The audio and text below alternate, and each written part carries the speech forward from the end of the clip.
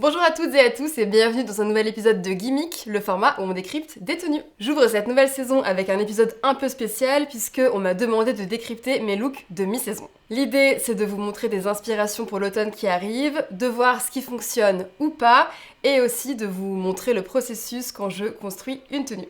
Bref, c'est parti!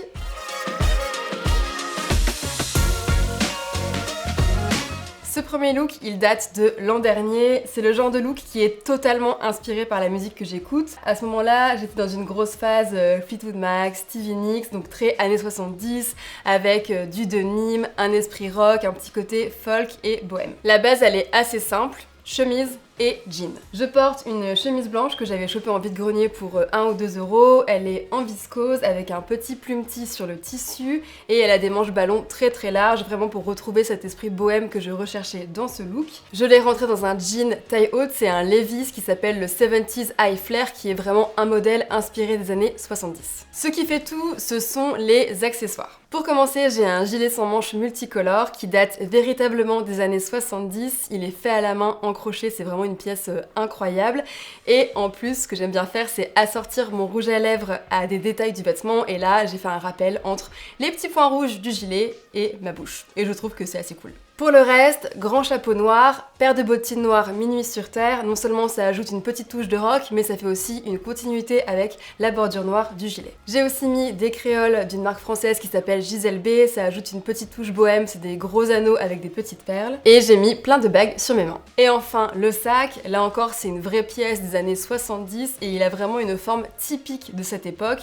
Il est blanc en simili-cuir, forme trapèze et avec la anse directement découpée dans le sac avec une petite structure métallique. Selon moi, c'est la touche finale idéale pour compléter ce look. Deuxième tenue, je l'ai portée au printemps dernier, mais je trouve qu'elle fait très automnale. La pièce centrale, c'est ce trench coat long, oversize à l'imprimé Vichy, une pièce absolument sublime qui date des années 80 et c'est dur à distinguer là sur les photos, mais il y a des petits boutons dorés avec des têtes de lion et c'est juste trop canon.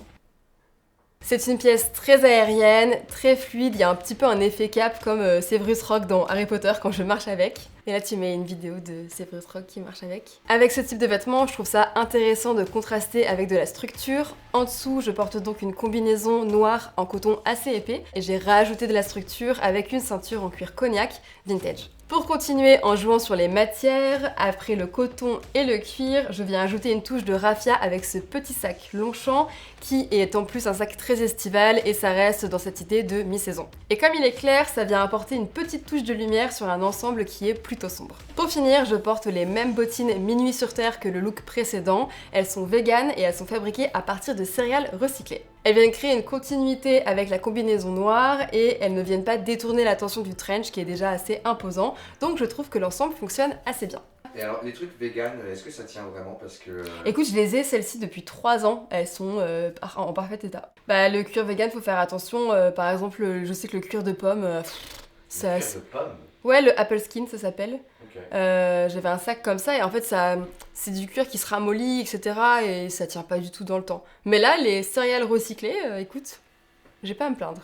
Troisième look qui date de l'automne de l'année dernière, c'est un look un peu cliché, années 70 avec 2 couleurs assez fortes, le orange et le bordeaux. Je crois que mon inspiration c'était carrément Vera dans Scooby-Doo. Donc, ambiance assez rétro, je pense que là vous avez quand même bien cerné mon style.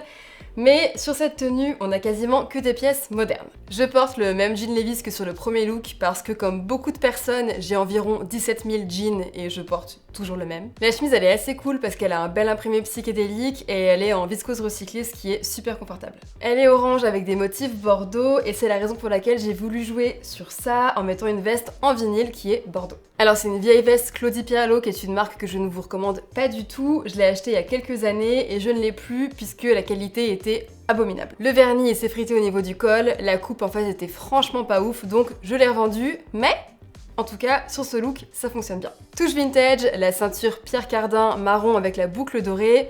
Boucle dorée, j'ai fait un petit rappel avec les bottines dorées. Elles aussi, elles viennent de Minuit sur Terre, je pense que vous avez compris. C'est une marque que j'adore, qui est éco-responsable, abordable et super esthétique. Pour finir, j'ai rajouté une touche de orange avec le sac. Il vient d'une toute petite marque française qui s'appelle Nos Imprudences.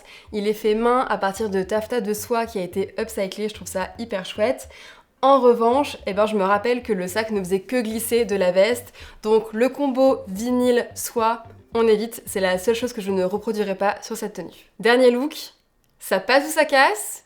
Il y a un petit côté Buzz le clown, mais vous savez quoi? Je me suis sentie comme une rockstar quand j'ai porté cette tenue, et si je devais le refaire, je le referais. C'est un look où j'ai joué sur la juxtaposition de deux pièces fortes. La première, c'est le blazer vert avec des gros boutons marrons. C'est un Givenchy vintage que j'avais chiné pour 6 ou 8 euros, je crois, à Guérisol, qui est une friperie parisienne. Et ensuite, dur de l'ignorer, le pantalon évasé à rayures. Je l'avais acheté lors d'un voyage aux États-Unis, il est très taille haute, il est bien rétro comme j'aime, et ce qui est fou, c'est que les rayures vertes du pantalon sont du même vert que le vert du blazer. Et j'adore les rappels de couleurs. Sous la veste, j'ai mis un pull col montant très fin en laine mérinos, il est beige et je trouve que ça vient apporter de la douceur, ça vient tempérer le reste, parce que les couleurs sont quand même très saturées, d'autant que j'ai rajouté un sac qui est jaune-orangé. C'est un sac de la marque Valet Peak qui vient répondre aux rayures du pantalon, parce que là encore on a des petites rayures jaunes, et parce que comme je l'ai dit, j'adore les rappels de couleurs. Touche finale, la ceinture noire en cuir et les bottines pointues vernies. Comme le reste du look, il est quand même assez masculin, je trouve ça chouette d'ajouter une paire de talons très haut, très pointu qui vient casser tout ça. Et voilà pour mon dernier look. Merci à toutes et à tous d'avoir regardé ce nouveau gimmick. Dites-moi en commentaire quel est votre look préféré, abonnez-vous et on se dit à bientôt. Salut!